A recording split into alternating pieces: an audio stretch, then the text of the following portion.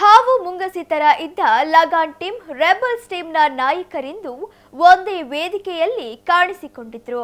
ಲೋಕಸಭಾ ಚುನಾವಣೆಯ ಬಳಿಕ ನೀನೊಂದು ತೀರ ನಾನೊಂದು ತೀರ ಎಂದು ದೂರ ದೂರ ಇದ್ದವರು ಇದೀಗ ಒಂದೇ ವೇದಿಕೆಯಲ್ಲಿ ಕಾಣಿಸಿಕೊಂಡಿದ್ದು ಎರಡು ಬಣಗಳು ವೈಮನಸ್ಸು ಬಿಟ್ಟು ಒಂದಾದ್ರ ಎಂಬ ಪ್ರಶ್ನೆ ಮೂಡುವಂತೆ ಮಾಡಿದೆ.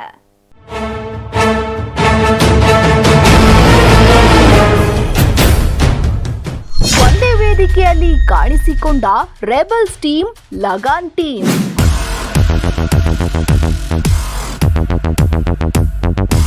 ಬಿಬಿಜಿ ರಾಮ್ಜಿ ಜಾಗೃತಿ ಸಮಾವೇಶದಲ್ಲಿ ಒಂದೇ ವೇದಿಕೆಯಲ್ಲಿ ಕಾಣಿಸಿಕೊಂಡ ನಾಯಕರು.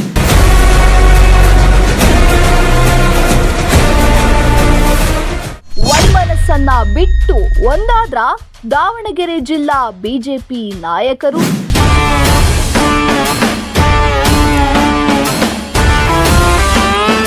ಲೋಕಸಭಾ ಚುನಾವಣೆಯ ಬಳಿಕ ದಾವಣಗೆರೆ ಜಿಲ್ಲಾ ಬಿಜೆಪಿ ಒಡೆದ ಮನೆಯಾಗಿತ್ತು. ರೇಣುಕಾಚಾರ್ಯ ನೇತೃತ್ವದಲ್ಲಿ ಲಗಾನ್ ಟೀಮ್, ಜಿಎಂ ಸಿದ್ದೇಶ್ವರ್ ನೇತೃತ್ವದ ರೆಬಲ್ಸ್ ಟೀಮ್ ಎಂದು ಎರಡು ಬಣಗಳಾಗಿದ್ದು ಹಾವು ಮುಂಗ್ಸಿ ತರ ಇದರಲ್ಲದೆ ಪರಸ್ಪರ ಅಂತರ ಕಾಯ್ದುಕೊಂಡಿದ್ದರು.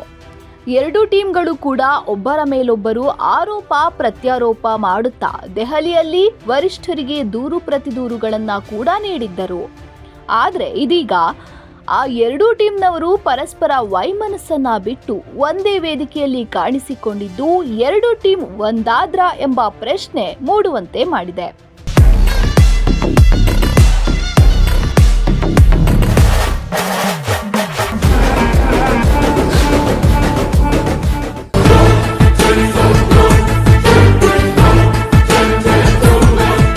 ಹೌದು, ದಾವಣಗೆರೆಯ ಅರ್ಬನ್ ಬ್ಯಾಂಕ್ ಸಮುದಾಯ ಭವನದಲ್ಲಿ ವಿಬಿಜಿ ರಾಮ್ಜಿ ಜಾಗೃತಿ ಸಮಾವೇಶ ಹಮ್ಮಿಕೊಳ್ಳಲಾಗಿತ್ತು. ಈ ಕಾರ್ಯಕ್ರಮದಲ್ಲಿ ಒಂದೇ ವೇದಿಕೆಯಲ್ಲಿ ಮಾಜಿ ಸಂಸದ ಜಿಎಂ ಸಿದ್ದೇಶ್ವರ್ ಟೀಮ್, ಮಾಜಿ ಸಚಿವ ಎಂಪಿ ರೇಣುಕಾಚಾರ್ಯ ಟೀಮ್ ಪಾಲ್ಗೊಂಡಿತ್ತು. ಒಂದೇ ವೇದಿಕೆಯಲ್ಲಿ ಇದ್ದರೂ ಕೂಡ ಯಾರನ್ಯಾರೂ ಮಾತನಾಡಿಸಲಿಲ್ಲ. ಆದರೆ ಮಾಜಿ ಸಂಸದ ಜಿಎಂ ಸಿದ್ದೇಶ್ವರ್ ಭಾಷಣದಲ್ಲಿ ರೇಣುಕಾಚಾರ್ಯ ಅವರನ್ನ ಸ್ವಾಗತಿಸಿದ್ದು ಎಲ್ಲೋ ಒಂದು ಕಡೆ ವೈಮನಸ್ಸು ಕಡಿಮೆಯಾಗಿದೆ ಎಂಬ ಭಾವನೆ ಕಾರ್ಯಕರ್ತರಲ್ಲಿ ಮೂಡುವಂತೆ ಮಾಡಿದೆ.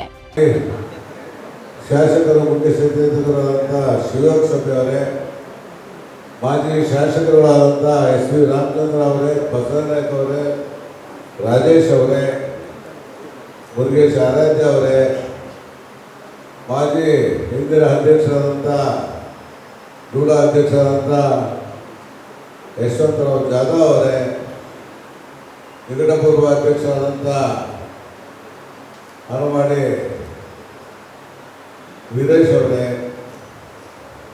ವೇದಿಕೆ ಮೇಲಿರುವ ಎಲ್ಲ ಗಣ್ಯರೇ, ಎಲ್ಲ ತಾಲೂಕಿನ ಅಧ್ಯಕ್ಷಗಳೇ, ಇಲ್ಲಿ ಬಂದಂಥ ಭಾರತೀಯ ಜನತಾ ಪಕ್ಷದ ಮುಖಂಡಗಳೇ, ಸಹೋದರ ಸಹೋದರಿಯರೇ, ಪತ್ರಿಕಾ ಮಾಧ್ಯಮ ಮಿತ್ರರೇ.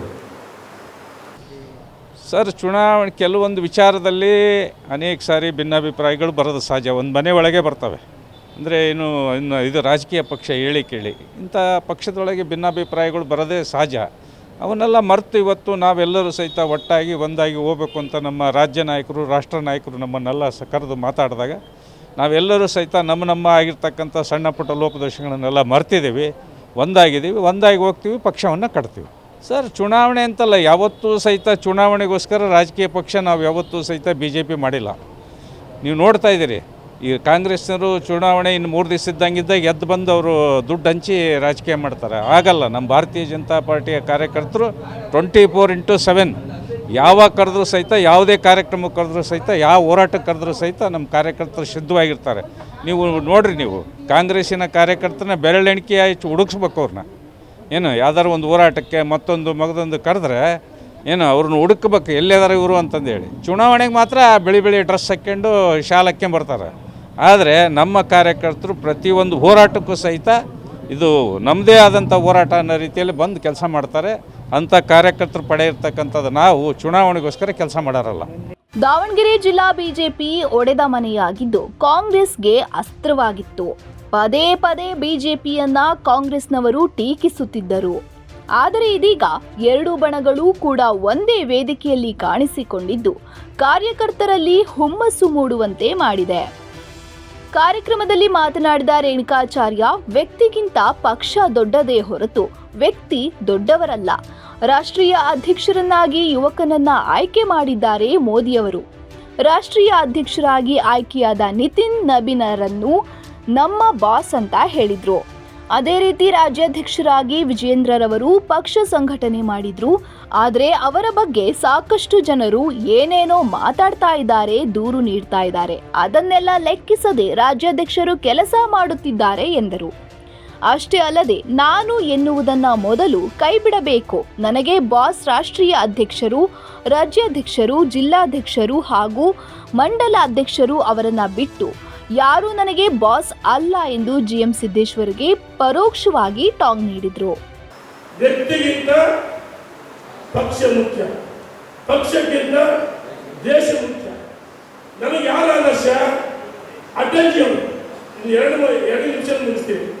ಅಟಲ್ಜಿಯವರು ಪ್ರಧಾನಮಂತ್ರಿಗಳಾಗಿದ್ದಾಗ ನಾನೊಬ್ಬ ಸಾಮಾನ್ಯ ಕಾರ್ಯಕರ್ತ ಅಂತ ಹೇಳಿದರು. ಅವರು ನಮಗೆ ಆದರ್ಶ. ಅಟಲ್ಜಿಯವರು. ನರೇಂದ್ರ ಮೋದಿ ಅವರು ಪ್ರಧಾನ ಸೇವಕ ಅಂತ ಹೇಳಿದರು. ಅದು ನಮಗೆ ಆದರ್ಶ. ಯಡಿಯೂರಪ್ಪರ ಹೋರಾಟ ಅದು ನಮಗೆ ಆದರ್ಶ. ಅಮಿತ್ ಶಾ ಅವರ ಚಾಣಕ್ಯ ಅದು ನಮಗೆ ಆದರ್ಶ. ಮೊನ್ನೆ ದಿವಸ ನನ್ನನ್ನು ಒಳಗೊಂಡಂತೆ ನಾವೆಲ್ಲ ಅರ್ಥ ಮಾಡಿಕೊಳ್ಬೇಕು. ಯಾವ ನಿತಿನ್ ನಬೀನ್ ಅವರು 45 ವರ್ಷದ ಒಬ್ಬ ಯುವಕ ರಾಷ್ಟ್ರೀಯ ಅಧ್ಯಕ್ಷರಾಗಿ ಪದಗ್ರಹಣ ಸಂದರ್ಭದಲ್ಲಿ ನರೇಂದ್ರ ಮೋದಿಜಿ ಅವರು ಹೇಳಿದರು, ನನ್ನ ಬಾಸ್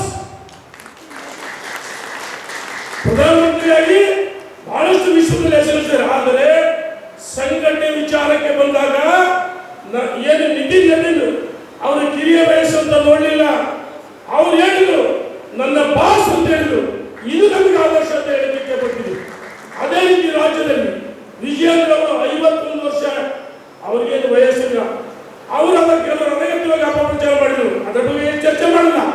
ಯಾಕೆಂತಂದ್ರೆ ಸಂಘಟನೆ ನಮ್ಮೆಲ್ಲ ಒಪ್ಪಿಕೊಳ್ಳಬೇಕು. ಸಂಘಟನೆ ದೊಡ್ಡದು, ಜಗದೀಶ್ ಹೇಳಿದ್ರು, ವ್ಯಕ್ತಿ ಮುಖ್ಯ ಅಲ್ಲ, ಪಕ್ಷಕ್ಕಿಂತ ದೇಶ ಮುಖ್ಯ ಅಲ್ಲ. ಇವತ್ತು ನಾವು ರಾಜ್ಯದ ಅಧ್ಯಕ್ಷರನ್ನು ಒಪ್ಪಿಕೊಳ್ಬೇಕಾಗಿದೆ, ಜಿಲ್ಲಾ ಅಧ್ಯಕ್ಷರನ್ನು ಒಪ್ಪಿಕೊಳ್ಬೇಕಾಗಿದೆ, ನಮ್ಮ ಮಂಡಲದಲ್ಲಿ ನಮ್ಮ ಅಧ್ಯಕ್ಷರು ಇಲ್ಲದ ರಾಜ್ಯ ಏನೇನು ಮಾಡಿದ್ರು. ನಾನು ತೀರ್ಮಾನ ಮಾಡಿ ಎಲ್ಲರೂ ಕುಳಿತು ಒಟ್ಟಾಗಿ ನಮ್ಮ ಮುಖಂಡರಲ್ಲಿ ಬಂದರೆ ನಾರಾಜು ಕಿರಿ ವಯಸ್ಸಿರ್ಬೋದು, ಅವರನ್ನು ವಿಶ್ವಾಸ ಇಟ್ಕೊಂಡು ಪಕ್ಷವನ್ನ ಸಂಘಟನೆ ಮಾಡಲಿಕ್ಕೆ ಕೆಲಸವನ್ನು ಮಾಡ್ತೀವಿ. ನಮಗೆ ಬಾಸ್ ಯಾರಂದ್ರೆ ರಾಷ್ಟ್ರೀಯ ಅಧ್ಯಕ್ಷರು, ರಾಜ್ಯಾಧ್ಯಕ್ಷರು, ಜಿಲ್ಲಾಧ್ಯಕ್ಷರು, ಮಂಡಲ ಅಧ್ಯಕ್ಷ ಬಾಸ್. ಆ ರೀತಿ ಹೋದಾಗ ಪಕ್ಷ ಸಂಘಟನೆ ಆಗುತ್ತದೆ. ನಾನು ಅನ್ನೋದು ಎಲ್ಲರೂ ನನ್ನನ್ನು ಒಳಗೊಂಡು ಕೈ ಬಿಡಬೇಕು. ನಾವೆಲ್ಲ ಒಟ್ಟಾಗಿ ಒಂದಾಗಿ ಪಕ್ಷದ ಯಾವುದೇ ಚುನಾವಣೆ ಬಂದು ಎದುರಿಸಲು ಸಿದ್ಧವಾಗಿರಬೇಕು ಅಂತ ಹೇಳಿ ವಿನಂತಿ.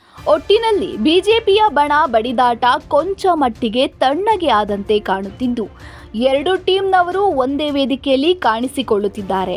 ಏನೇ ಆಗಲಿ, ಇದೀಗ ಬಣ ಬಡಿದಾಟದಿಂದ ಕಂಗಾಲಾಗಿ ಹೋಗಿದ್ದ ಕಾರ್ಯಕರ್ತರಿಗೆ ಎರಡು ಟೀಮ್ ಒಂದಾಗ್ತಾ ಇದ್ದಾರೆ ಎಂಬುದು ಕಾರ್ಯಕರ್ತರಲ್ಲಿ ಮತ್ತಷ್ಟು ಜೋಶ್ ಮೂಡುವಂತೆ ಮಾಡಿರೋದಂತೂ ಸುಳ್ಳಲ್ಲ.